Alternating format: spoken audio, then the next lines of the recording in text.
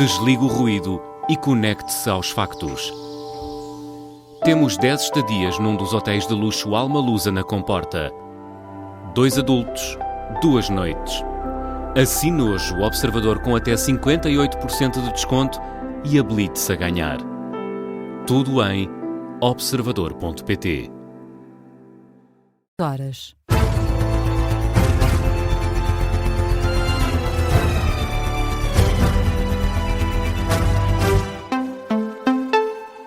As notícias com Matilde Malva Sabino. O Irão promete dar uma lição mais dura do que antes aos Estados Unidos em caso de ataque. É a reação do Teherão ao anúncio do prolongamento do cessar-fogo, citado pela agência de notícias Quds. As forças armadas iranianas garantem um estado de prontidão total para responder com uma ação militar em caso de agressão e avisam que estão com o dedo no gatilho. O Irão acusa também Donald Trump de querer ganhar tempo para um ataque surpresa e daí ter estendido o cessar-fogo. O presidente norte-americano prolongou a trégua por tempo indeterminado, afirma que vai esperar para receber uma nova proposta de paz do governo iraniano e que até lá as hostilidades estão em pausa. Em resposta, o conselheiro do responsável pela delegação do Irão nas negociações com os Estados Unidos considera que a renovação do cessar-fogo por parte de Trump não tem qualquer significado. Mahdi Mohammadi acrescenta que a parte perdedora não pode ditar as condições. O Irão diz ainda que a continuação do bloqueio no Estreito de Hormuz não difere de um ataque e deve ser respondida com uma ação militar. O conselheiro de Mohammad Khalibaf considera que agora é o momento do Irão tomar a iniciativa. O mediador paquistanês já saudou a prorrogação do cessar-fogo anunciada por Trump. O primeiro-ministro Shehbaz Sharif considera que a decisão permite que os esforços diplomáticos em curso possam prosseguir. Certo é que a segunda ronda negocial no Paquistão já não vai acontecer esta semana. O vice-presidente norte-americano J.D. Vance, líder da delegação dos Estados Unidos nas negociações, já não vai viajar para Islamabad como estava previsto. Uma informação confirmada pela Casa Branca. Maria Corina Machado, líder da oposição venezuelana, vai ser recebida esta quarta-feira em Lisboa por Luís Montenegro. A informação foi apurada esta tarde pelo Observador. Nas últimas semanas, a vencedora do Nobel da Paz tem tido uma agenda diplomática cheia na Europa, mais especificamente em Espanha, onde esteve reunida com a direita e a extrema-direita espanhola. No entanto, recusou encontrar-se com o primeiro-ministro do país, Pedro Sánchez, por divergências políticas. Esta deslocação de Corina Machado a Portugal faz parte de uma estratégia de aproximação mais ampla com os partidos e governos europeus. Quem esteve esta terça-feira em Portugal foi o presidente do Brasil. Lula da Silva deixou claro que quer reforçar a cooperação económica com Portugal. Foi esse o principal foco da visita do líder brasileiro a Lisboa. O chefe de Estado do Brasil pretende também um reforço do apoio no âmbito da imigração entre os dois países. Depois de ser recebido pelo primeiro-ministro em São Bento, Lula da Silva prometeu mais empresas brasileiras em território português. Agora que Portugal ajudou o Brasil a fazer o acordo União Europeia-Mercosul, agora sim nós conseguimos dizer alto e bom som que Portugal pode ser a grande porta da entrada dos interesses empresariais brasileiros aqui em Portugal. Lula da Silva, esta tarde, ao lado, numa declaração conjunta, Luís Montenegro destacou a integração da comunidade brasileira em Portugal. Nunca como hoje houve uma comunidade brasileira tão expressiva a viver em Portugal. Às vezes, na comunicação social, tem-se dado eco a algum adulterar daquilo que é uma relação que tem corrido de forma global muitíssimo bem. Os brasileiros que procuram Portugal, que neste momento são mais de 500 mil, têm vindo para trabalhar, para desenvolver os seus projetos de vida e têm tido uma integração social e económica absolutamente impecável.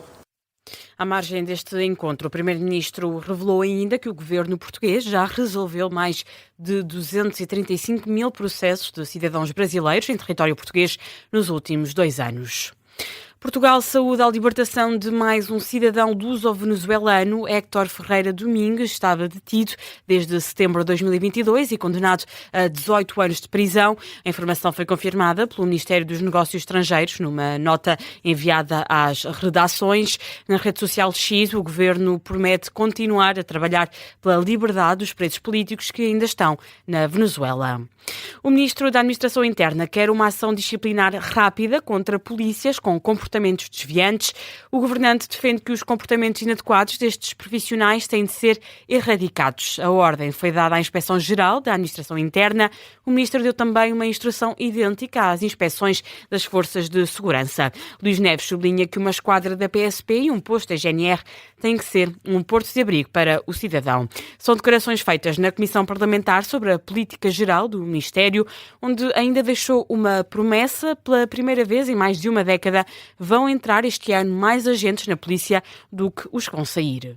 Isto só será possível porque a PSP vai ter 2 cursos no mesmo ano. No próximo dia 29 de maio, finalização quase 600 elementos o curso e em final de dezembro esperamos ter cerca de 800 a finalizarem o mesmo curso. Luís Neves, pela primeira vez na pele de ministro no Parlamento, onde afirmou ainda que quer mais polícias a patrulhar nas ruas. A Ministra da Saúde admite erros durante a greve do INEM em 2024. Ouvida na Comissão Parlamentar de Inquérito à gestão do Instituto Nacional de Emergência Médica, Ana Paula Martins reconhece que a comunicação entre gabinetes podia ter ocorrido melhor. Independentemente de ser nossa responsabilidade ou não, nós teríamos que ter um procedimento dentro dos gabinetes que, assim que chegasse um pré-aviso de greve, que afetasse as nossas instituições na saúde, porque ali tratam-se de salvar vidas, em todas elas nós teríamos de acautelar que as entidades sabiam. Mas eu volto a referir, sob o ponto de vista legal, não é a nossa obrigação. Ainda que sob o ponto de vista da responsabilidade que nos assiste, não podemos ignorar que podemos ajudar e podemos fazer melhor. A Ministra da Saúde assume também responsabilidade política pela greve, no entanto, descarta culpas das consequências que resultaram deste protesto. Independentemente de ser nossa responsabilidade ou não, nós teríamos que ter um procedimento dentro dos gabinetes que, assim que chegasse um pré-aviso de greve, que afetasse as nossas instituições na saúde, porque ali tratam-se de salvar vidas, em todas elas nós teríamos de acautelar que as entidades sabiam. Mas eu volto a referir, sob o ponto de vista legal, não é a nossa obrigação. Ainda que sob o ponto de vista da responsabilidade que nos assiste, não podemos ignorar que podemos ajudar e podemos fazer melhor. Ana Paula Martins admite que a nova lei orgânica do INEM deverá ser aprovada até ao verão. Questionada sobre a dívida de 20 milhões de euros do INEM aos bombeiros, a governante nega o valor. Nas contas de Ana Paula Martins, são 9 milhões relativos ao mês de fevereiro. A Ministra da Saúde contraria ainda os dados da Liga dos Bombeiros Portugueses, que recusa discrepâncias entre a dívida descrita pela instituição e o INEM. O presidente da Liga dos Bombeiros Portugueses, António Nunes, explica as contas.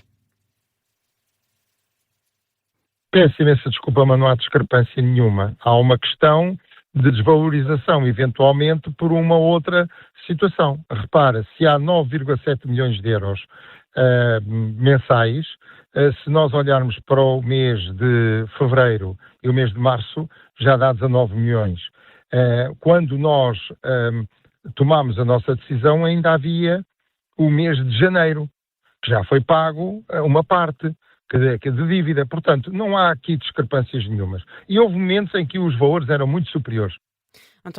António Nunes explica ainda que a dívida não foi o principal motivo que levou à decisão de denunciar o acordo de cooperação, mas sim uma série de incumprimentos dos termos do documento. Diz, no entanto, que a Liga dos Bombeiros Portugueses está disponível para negociar um novo acordo. O Sindicato Independente dos Médicos acusa a direção executiva do SNS de falhar até no básico e alerta que as unidades locais de saúde desconhecem os objetivos e o financiamento para este ano. Metas que devem ser estabelecidas pela direção executiva liderada por Álvaro Santos Almeida.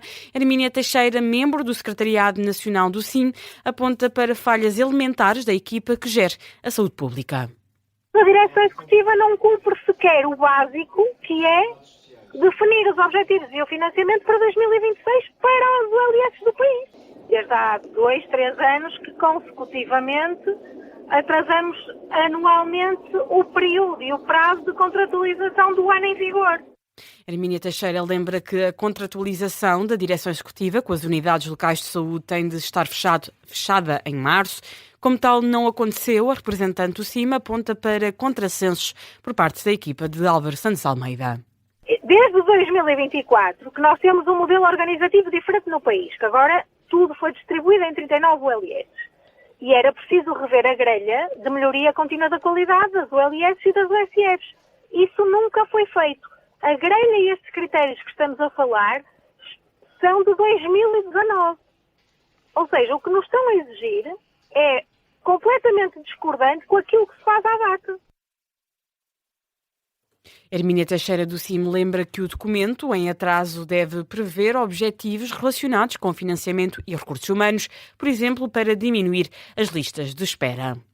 Passamos para o desporto. Esta quarta-feira é dia de clássico no Dragão. Porto e Sporting defrontam-se para a Taça de Portugal. É a meia-final da competição. Os técnicos das duas equipas esperam um bom espetáculo de futebol. Na primeira mão, o Sporting venceu por 1-0 em Alvalade. Os Leões vão em vantagem, mas o treinador do Porto, Francesco Farioli, conta com a ajuda dos adeptos para dar a volta e antevê um duelo difícil. The game of tomorrow is a single game that can lead us. Vai ser uma partida única que pode levar qualquer uma das equipas à final.